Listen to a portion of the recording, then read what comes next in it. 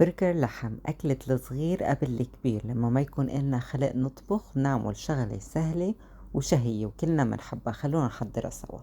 أول شي عندي بصلة مقطعتها شرحات بدي كرملها، حطيت معها شوية زيت ولحتى تدبل منحطها عليها رشة ملح كتير صغيرة، ولما بتصير بهيدا اللون منحطلها مكعب زبدة بتعطيها نكهة كتير طيبة، ومنقلب لحتى تشقر شوي زيادة. منضيف ربع ملعقة سكر، طبعا إذا عندكن سكر أسمر لسه أطيب وأطيب. ولما تأمر هيك شوي صغيرة منرفعها من على النار ومنحط شرحات البندورة بنفس المقلاية. طبعا ما نكتر نقلي شرحات البندورة حتى ما تفرط معنا، بس تقليتها بتعطيها نكهة كتير طيبة. رشة ملح صغيرة ورشة فلفل صغيرة، ومنرفعها من على النار. ومنجيب لحمة البرجر، أنا عندي إياها مفرزة من قبل.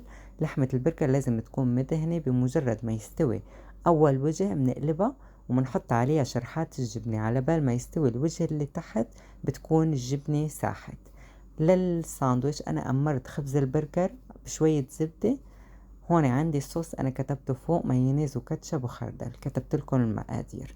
هون عملت كول سلو بس ما حطيت لها سكر لأنه البصل مكرمل لنوازن ملوحة الساندويش. كمان كتبت لكم مقاديرها فوق. وهون منحط اللحمة مع الجبنة، ومنجيب البصل المكرمل منحطه فوقها، ومنحط شريحتين البندورة، وهيك الساندويش صار جاهز. منحط للتقديم باقي الكول سلو وشوية بطاطا. وألف صحة وهنا. بتمنى إذا حبيتوها تدعموني بلايك وشير واشتراك ليصلكن كل جديد.